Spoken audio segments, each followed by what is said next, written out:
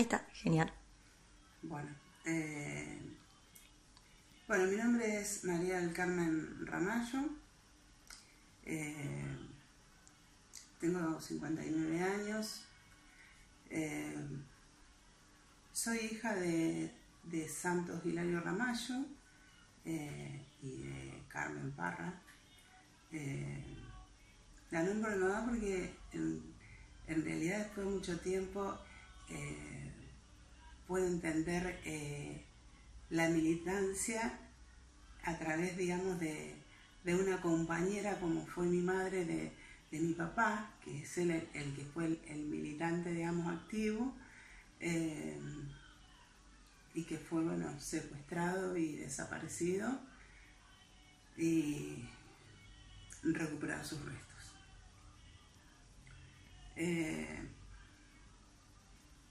Mi papá militó siempre para el peronismo. Yo recuerdo que cuando él estaba siempre sabía contar como anécdota cuando en las tertulias de la familia grande, porque él creo que era el número 15 de 18 hermanos, una cosa así. Y contaba que él quería usar pantalones largos para poder afiliarse al partido peronista. Como que en ese tiempo eran los pantalones cortos, eran más o menos hasta los 18, una cosa así. Y tener pantalones largos ya era, bueno.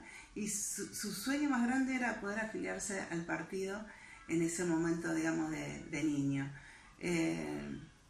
Militó siempre.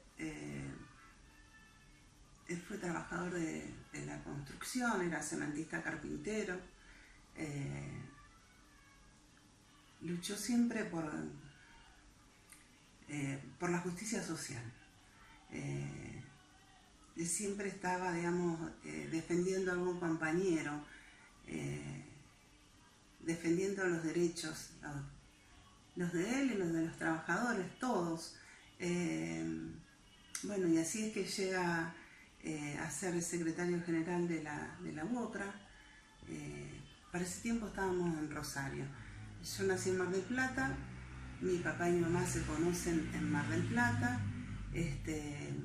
vivimos ahí un par de años, porque la realidad es que mi papá, como dije anteriormente, que la militancia la llevó siempre, digamos, desde pequeño. Él, cuando yo nací, estaba preso, fue un preso político del plan Conintes. Mi mamá iba a verlo con su panza y con mi hermana, que no tenía 2 años aún. El relato de cuando nací y todo, o sea, lo cuenta, y eso, me voy a ir y voy a volver, porque la realidad es que este relato de mi nacimiento y todo, si bien mi mamá siempre me lo solía recordar, aunque a veces, o sea, es confusa, me lo aclaró mucho unas cartas que recibí hace un año y un poco más atrás, que eran cartas que mi papá le escribía a un amigo sobre su tiempo de preso político. Después, cuando recupera la libertad, nos venimos para esta zona, para la provincia de Santa Fe, viviendo en varios lugares, en Fray Luis Beltrán, en Baigorria, en Rosario, en Villadiego. Villadiego estuvimos mucho tiempo, que fue el periodo en que él estaba en la UOCRA, y después de ahí nos vinimos a vivir acá, que fue ya cuando empezó, digamos, la persecución de la AAA. Ahí nosotros empezamos a partir de un lugar al otro. De Villadiego nos vinimos a Carrondán, recibíamos avisos previos, digamos, como de disparos en las puertas, puertas rotas, como intentos de ingresar cuando no estábamos. Entonces como que nos íbamos de del lugar, así nos fuimos a Rosario, hicimos todo esto más o menos en el año 73 comenzaron nuevamente, digamos, las persecuciones y bueno, nos fuimos a Rosario y ahí en Rosario también estuvimos un tiempo viviendo en la casa de un amigo que nos había prestado, un compañero,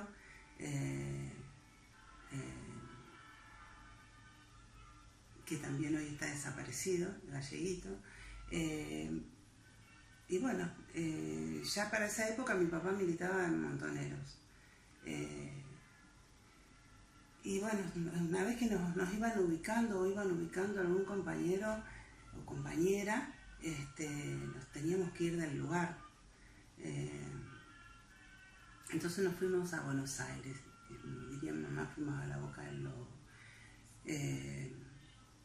Estuvimos viviendo en San Justo un año y hasta que también empiezan a caer algunos compañeros y bueno, y tenemos que salir nuevamente de ese lugar hasta que vamos a vivir a San Antonio de Padua y bueno, y ahí sí al poco tiempo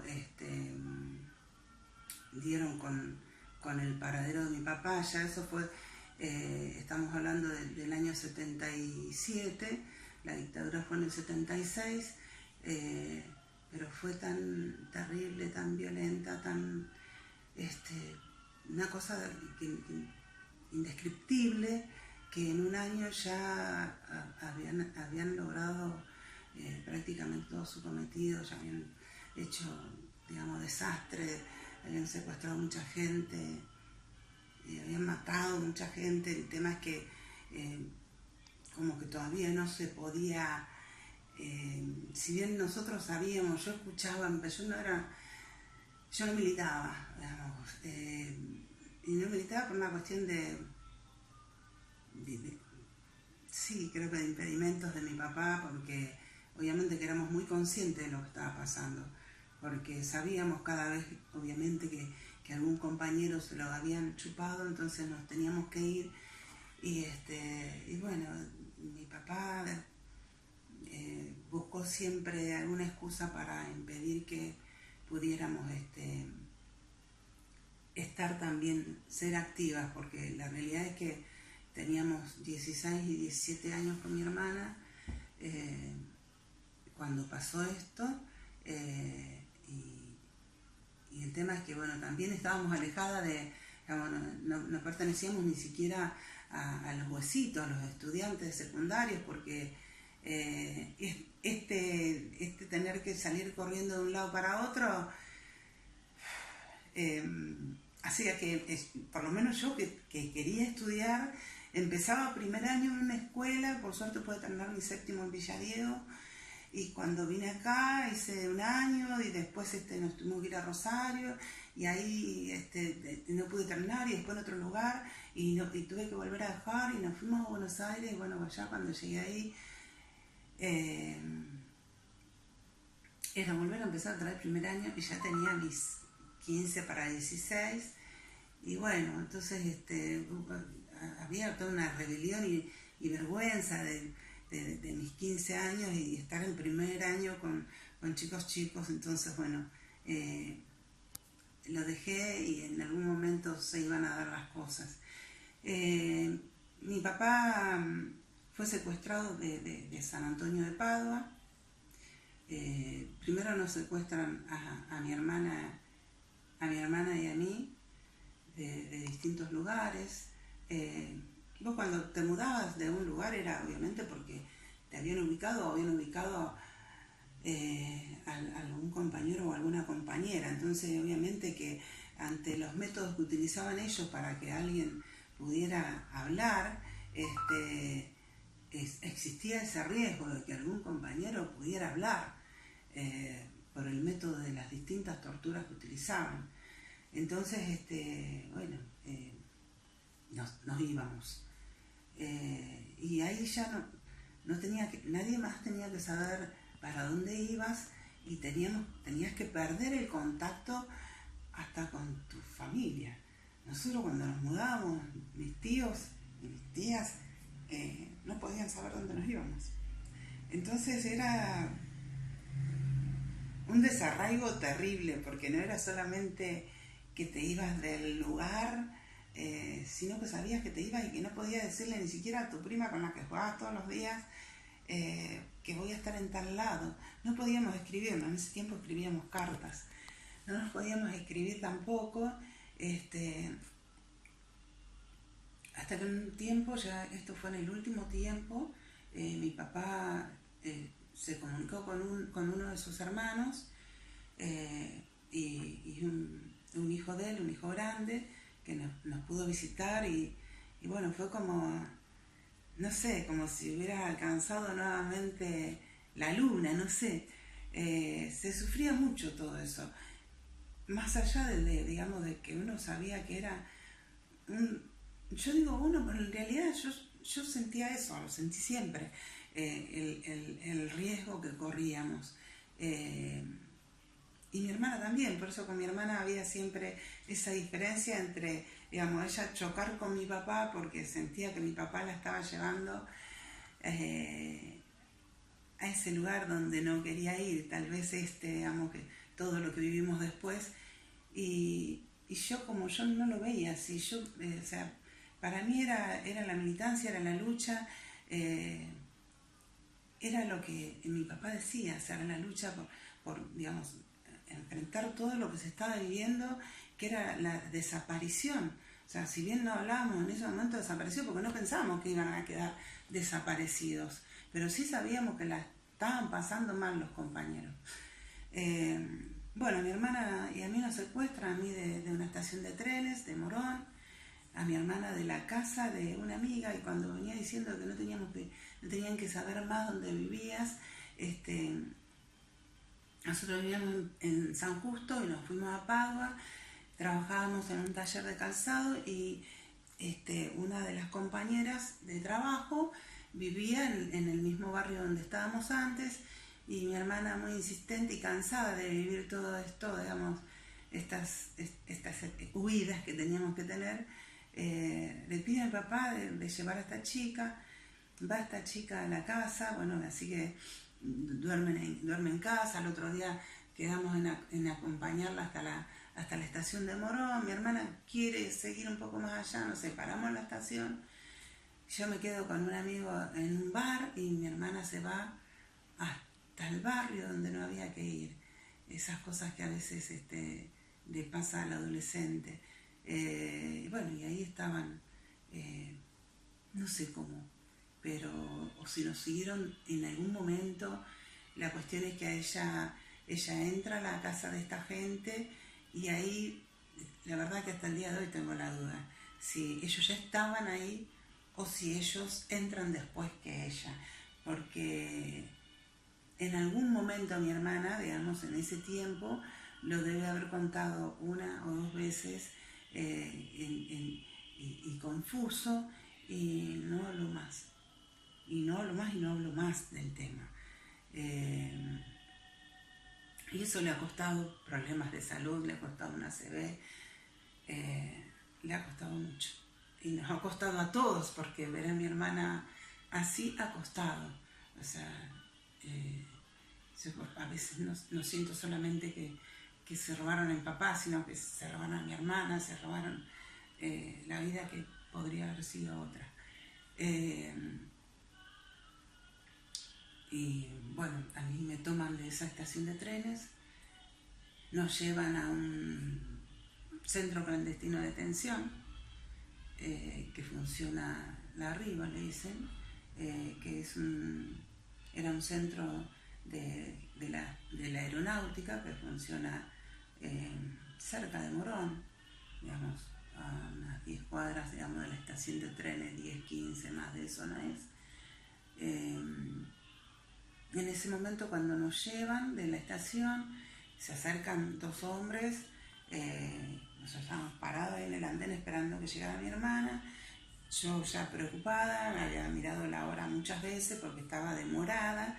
Si era algo que tenías que tener en cuenta, era eso, no podías andar sin reloj porque tenías que saber la hora, no podías llegar tarde, porque de llegar tarde significaba que la otra persona pudiera pensar que te habían chupado. Entonces, en el caso de mi papá, o sea, esperó hasta que llegáramos, pero la idea era que si la persona no había llegado, esos 5 minutos vos tenías que irte, porque si te habían agarrado, cantabas. Eh, bueno, nos suben en un auto, primero todo esto se presentan, que son policías, que los acompañemos, la cuestión es que, bueno, se me ocurrió preguntarle que se identificaran y se abren la campera y bueno, tenían unas itacas. Y por más que insistimos, mi amigo también insistió con que mostraban sus credenciales y bueno, dijeron, bueno, empiezan a andar. Nos metieron en un auto y empezamos a...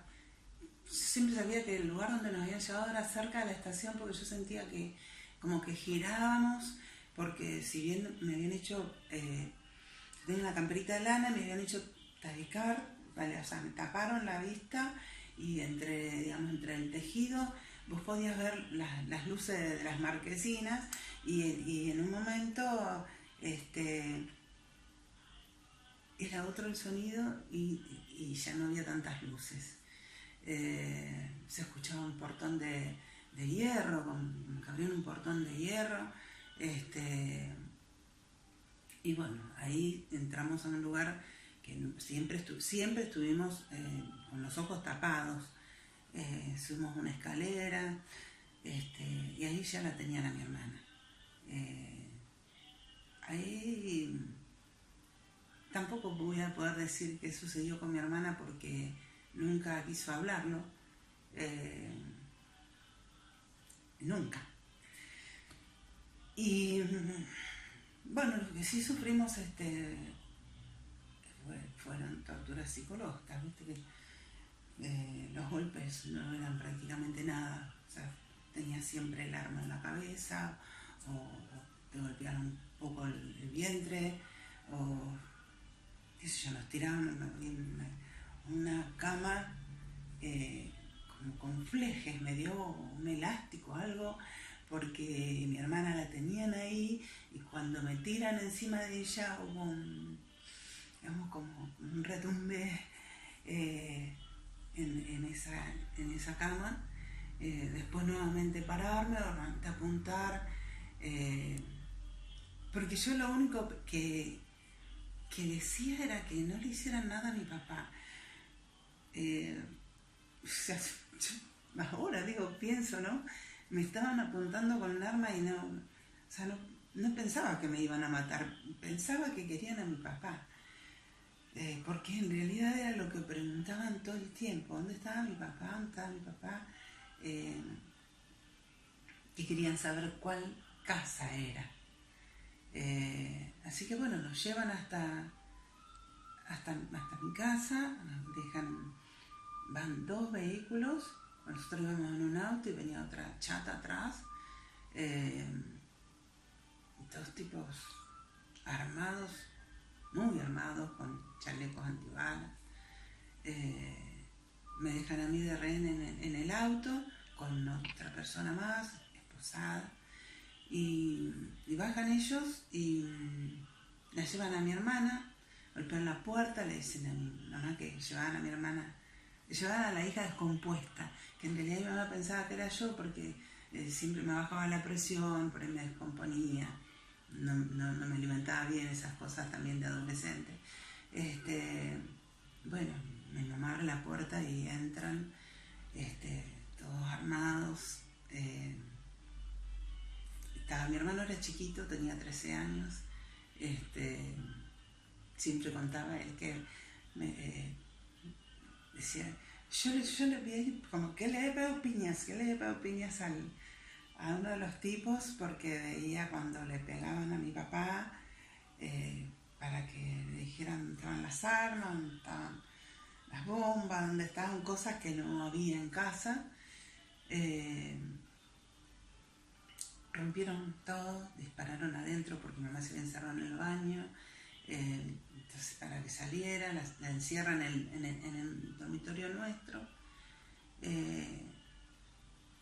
Y sale se lo llevan a mi papá.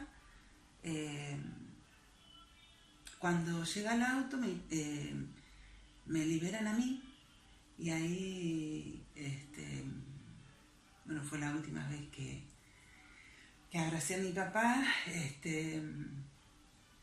Y sí, soy honesta, jamás en ese momento se me ocurrió que él no lo iba a ver nunca más. Me abrazó fuerte y me dijo que cuidara de mi mamá y de mis hermanos. Pero siempre pensé que era algo transitorio. Sí pensé que le iban a hacer mal. Sí pensé que tal vez me iban a torturar, y pensé que iba a estar preso. Pero, o sea, a partir de ese día era todos los días pensando que mi papá ya venía. A mi mamá le dicen que no hiciéramos nada porque si no nos iban a matar a todos, que mi papá iba a tener un juicio y que ya íbamos a tener noticias de dónde íbamos a encontrarlo a él. Y bueno, esto hizo que obviamente era una noche, era terrorífica. Había una tormenta eléctrica terrible, llovía, pero esas gotas que te golpean y te perforan la cara, un viento espantoso. Así que, bueno, en ese abrazo se llevan a mi papá. Yo le pedí que... Yo me quería ir con él, no sé, yo me quería ir con él. Yo sentía como que... como él siempre me había protegido, siempre fue nuestro protector. En ese momento creo que sentía que si yo me iba con él, no sé, calculo que pensé que yo lo iba a salvar, no sé. Y bueno, y él me hace ese pedido, y ahí, bueno, nos abrazamos y nos separaron. Y yo sentí de pronto como que yo era una bolsa de trapo, porque sentí que había perdido todas mis fuerzas ahí, y me llevaron hasta la rastra ahí en casa. Me dejaron ahí tirada y el tipo salió corriendo. Y bueno, adentro era todo desastre. Mi mamá, mis hermanos llorando, terrible. Y en mí me retumbaban las palabras. Así que digo, bueno, vámonos. Mi mamá, como loca, nos vamos de acá. Le digo, bueno, juntemos algo, empezamos a buscar bolsa, y con un bolsito así y lo puesto, salimos con muy poca plata, y con toda esa tormenta. Siempre tengo el recuerdo de qué locura, ¿no? Porque nosotros estábamos a 5 o 6 cuadras de la estación de trenes, o sea, más en línea recta que otra cosa. Y digo, con una L nosotros llegamos a la estación, y yo empecé a zigzaguear, y corría yo adelante y lo agarraba a mi hermanito y mi mamá y mi hermana, y corríamos en contra del viento, pero no sé, era como lo que veníamos haciendo siempre, de no hacer el mismo camino por si nos seguían. En ese momento hice lo mismo, y no sé el tiempo que tardamos para llegar a la estación de trenes, y tal vez era porque no sabía dónde íbamos. Nosotros teníamos una tía ahí en San Antonio, en Paso del Rey, ahí cerca, y yo le decía a mamá, no, porque capaz que sepan dónde vive la tía. Y nos fuimos de unos tíos postizos que teníamos en Berazategui, muy lejos para esa hora de la madrugada que era allá. Y bueno, llegamos a la casa de estos tíos. Y bueno, a partir de ahí ha sido todo, fue siempre una lucha, digamos, entre el desequilibrio y tratar de mantener el equilibrio. Principalmente porque también en esa época como que no se hablaba mucho de de una ayuda terapéutica. Entonces las ayudas eran con los médicos clínicos. Y bueno, la búsqueda de mi papá después de eso,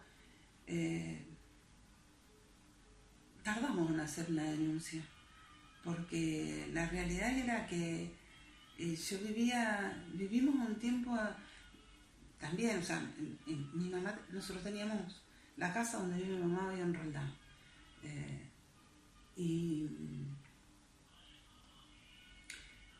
Y allá entonces empezamos a vivir de prestado, porque donde alquilábamos ya no pudimos volver, principalmente porque no teníamos los recursos para pagar el alquiler y porque todas habíamos quedado sin trabajo. O sea, no podíamos ni volver al trabajo.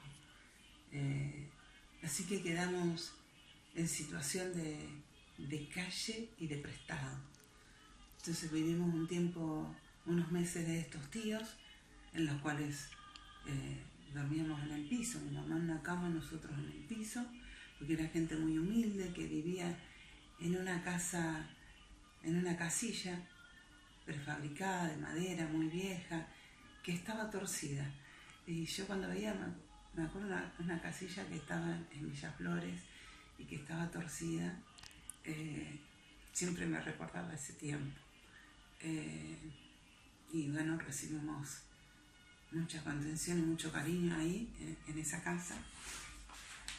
Después de ahí nos fuimos con estos días de Paso del Rey y estuvimos también un año más o menos. Mejoramos un poco, digamos, la calidad habitacional, pero bueno, es complicado esto de la convivencia. Así que bueno, decidimos también irnos y fuimos de otra tía también. Y así sucesivamente hasta que, bueno, yo me casé, mi hermana se casó, y cuando nos vinimos acá, y esto que conté recién en realidad de los lugares donde estuvimos, más que nada fue porque la realidad es que en los lugares donde iba me sostenían. Yo, o sea, donde trabajaba y donde estudiaba y con la persona que me cruzaba en la esquina, en la calle, donde sea, a todo el mundo le contaba que se habían llevado a mi papá. Y mis tíos y todos no querían que hablara porque tenían miedo de que nos pasara algo. Y yo creo que no podía entender el miedo, tal vez por mis 17 años, no sé. O tal vez porque lo único que quería era recuperar a mi papá. Y porque todavía no pensaba en la figura del desaparecido. A todo esto, o sea, estaba más cerca de ir a la Plaza 25 de Mayo, a la Plaza de Mayo en Buenos Aires, que a cualquier otro lado, y sin embargo no podía ir porque no querían, que tal vez querían resguardarme. Así que cuando me cansé, digamos, de estar viviendo así, decido venir a recuperar la casa de mis viejos. Y bueno, se tardó un tiempo porque estaba alquilada. Cuando recuperamos la casa, nos venimos acá. Mi mamá no quería volver a la casa, tenía miedo porque ya también cuando nos fuimos de ahí hablé de que habían dejado disparos de armas de fuego en las puertas y le daba mucho miedo venir. Y yo necesitaba tener cierta estabilidad, entonces me vengo acá y al tiempo viene mi mamá. Y esto de venirme acá de alguna manera fue una liberación para poder buscar a mi papá, porque entonces empiezo a sumarme a todas las marchas acá en Rosario, empiezo a ir a la CONADEP, a la PDH, a familiares, empiezo a buscar también a los sobrevivientes, a algunos amigos y amigas y compañeros de los que podía, porque en Buenos Aires no podían buscar a nadie, porque no teníamos un nombre, un apellido y una dirección donde ir a buscar, porque todos tenían un apodo.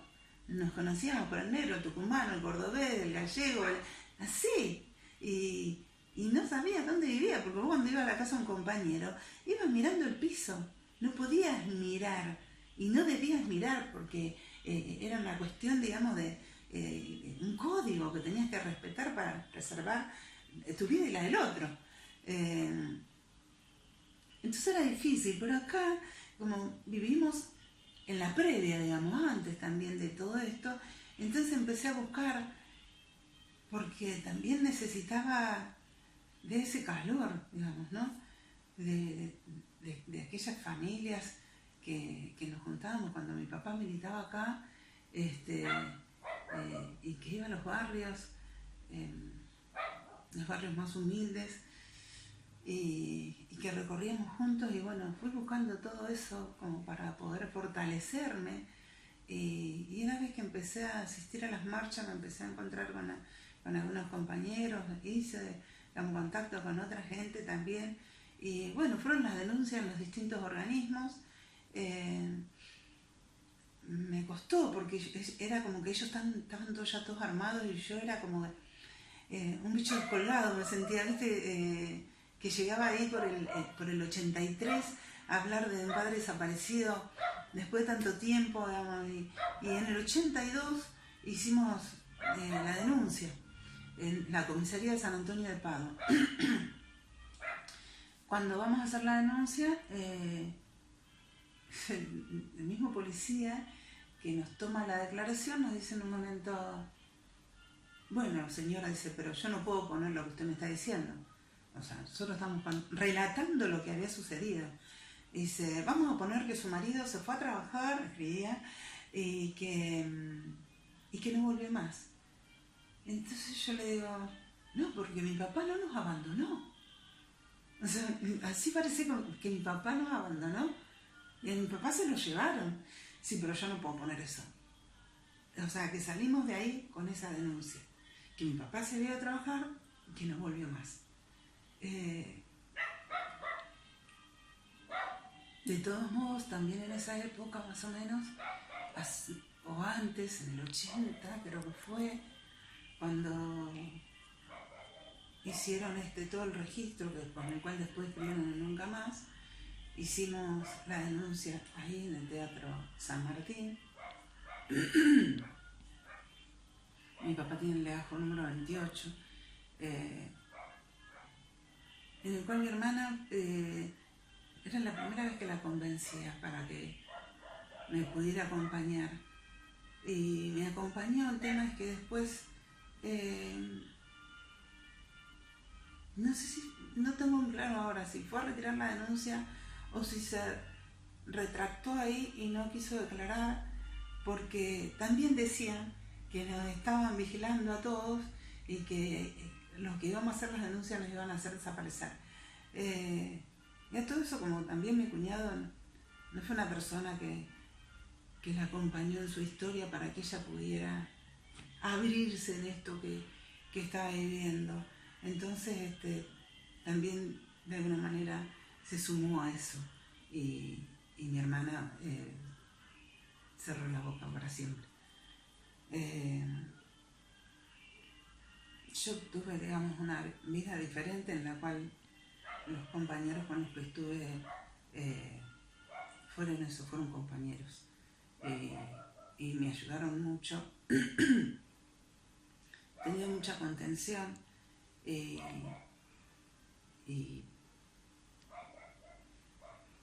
principalmente con Hugo, que me ayudó mucho en la búsqueda, porque cuando comienzo, yo siempre lo busqué de esta manera, en las marchas, buscando a alguien. Yo iba con mi hijo mayor en ese tiempo, que era chiquito, que tenía 2 años y medio. Cuando digo, yo creo que era más grande la pancarta que él, y iba con la pancarta de mi papá, y entonces íbamos mostrando a ver si alguien podía decir que lo conoció, porque eso era lo que necesitaba para ver si podía relacionar el tema que él también había sido secuestrado allá. Bueno,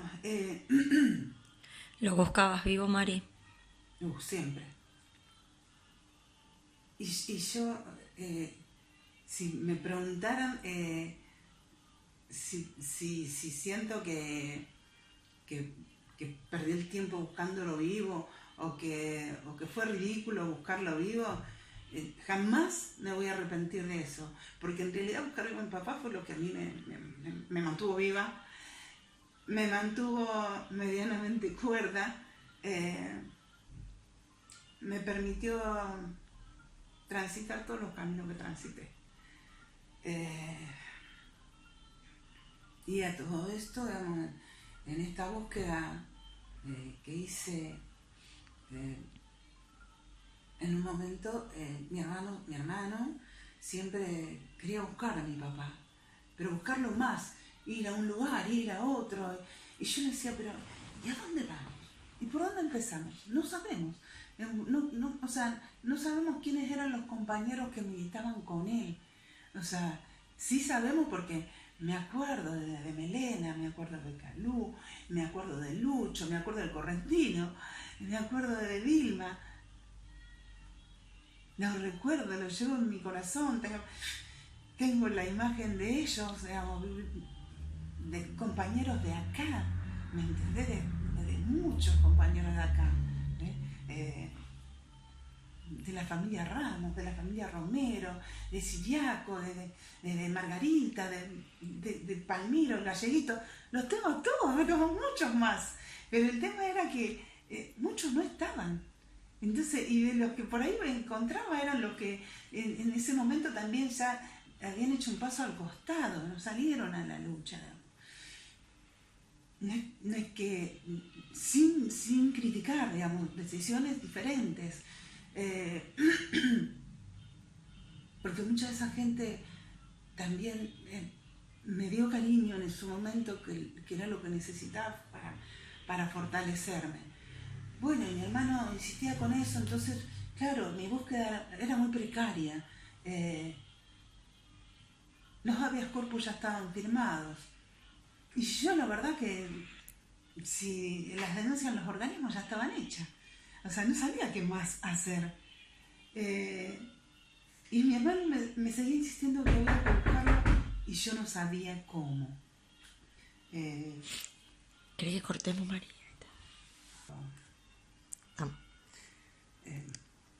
Bueno, mi hermano insistía en esta búsqueda y empecé de alguna manera, nuevamente, digo, bueno, voy al Museo de la Memoria en Rosario, junté fotos de mi papá, armé un álbum, lo dejé como para que tuvieran la historia de mi papá también presente. Fui a la UOCRA, digamos, tienen un compañero desaparecido para que ellos también puedan tener memoria, pero no tuve eco ni con uno ni con el otro que está hoy. Fue como sin nada. Es más, me dio más vergüenza a mí que no entendieran lo que pasaba, que yo les iba a decir que un compañero que luchó a través de la UOCRA hoy estaba desaparecido. También pedí ayuda cuando estaba astrada para poder conseguir una pensión para mi mamá en su momento, y bueno, fue muy lamentable todo. A mí igualmente me sirvió todo eso, me sirve para saber que eso no se hace,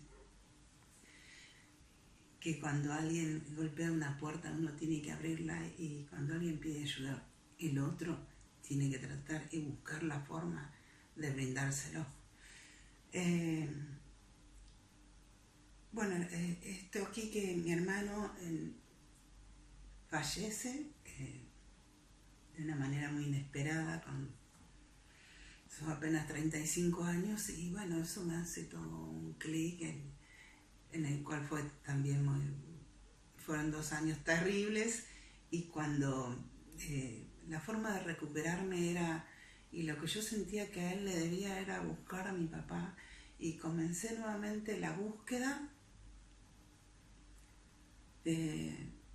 con un volante en el cual le ponía papá, te estoy buscando, pero porque a todo esto se habían escuchado cosas como que mi papá había sido visto en un lugar, en otro, o sea, todas cosas que de alguna manera me descolocaban si yo no hacía algo. Un señor que vino a buscarme a la escuela, digamos, y que yo no lo veo, no estoy, entonces entre ese, digamos, la descripción daba mucho con mi papá, tampoco supe más quién era el hombre que vino. Pero bueno, la cuestión es que pasaron cosas que me movilizaron a moverme de esta forma, valga la redundancia. Empiezo a pedir a los medios que me ayuden a buscarlo, y obviamente como yo lo buscaba vivo, entonces no muchos se sumaron. Algunos pensaban inclusive que me había vuelto loca. Por suerte yo tenía claro que no estaba loca. La realidad es que todo esto ayuda a poder encontrar los restos de mi papá, porque a mí nunca me avisaron, por ejemplo, cuando siempre me decían que me iban a avisar cuando viniera el equipo de antropología forense, y nunca me avisaron. La realidad es que el equipo de antropología forense yo lo contacto por un amigo, por el amigo de un amigo, así fue. Y me contacto con Miguel Nievas, que estaba o está, no sé, en este momento, en el equipo de antropología forense acá en Rosario. Y bueno, en el primer contacto, digamos, como fue, sí, mirá, tengo un tío. Yo a todo esto ya había dado mi muestra hacía ya como 3 años atrás, o 4. El tema es que, ¿qué me pasó, digamos? Cuando yo doy la muestra mía, quiero pedirle a mis tíos, porque era preferentemente de varones, para que sea el ADN igual, y bueno, uno me dice que sí, pero el otro me dice que no. Yo necesitaba los dos en su momento, y la negativa de uno, o sea, me truncó ahí. Y bueno, vuelvo, digamos, con la búsqueda de otra manera y dejo postergando esto. Empiezo a buscar a mi padre por todos los lugares donde escuchaba que me decían si me iba a Victoria, si me iba a Cañada del Gómez, si me iba a Arroyo Seco, si me iba a San Nicolás, dejando volantes de estos en los que yo había puesto que lo estaba buscando.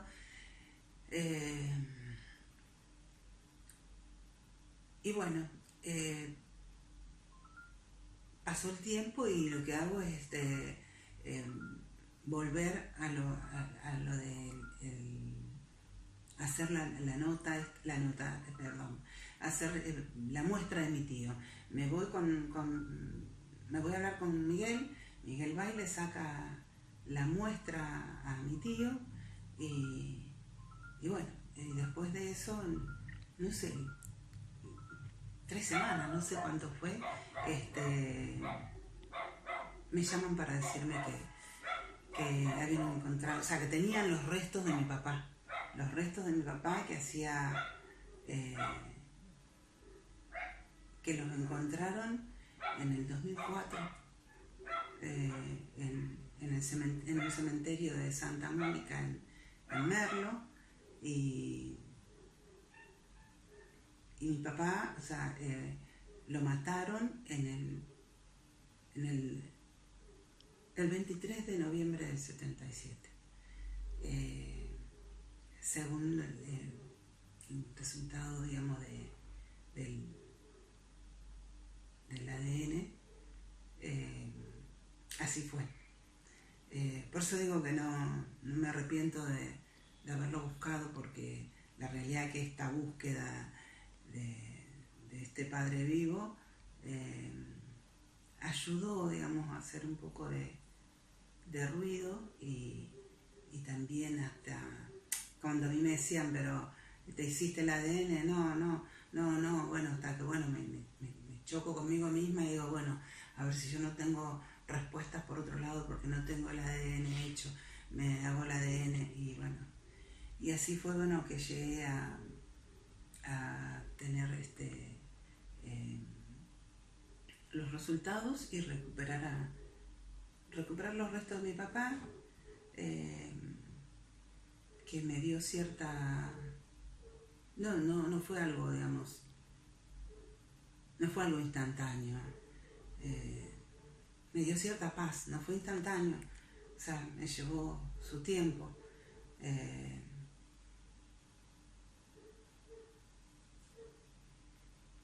Porque creo que durante mucho tiempo jugaba esto, todavía jugaba la duda y la esperanza y bueno,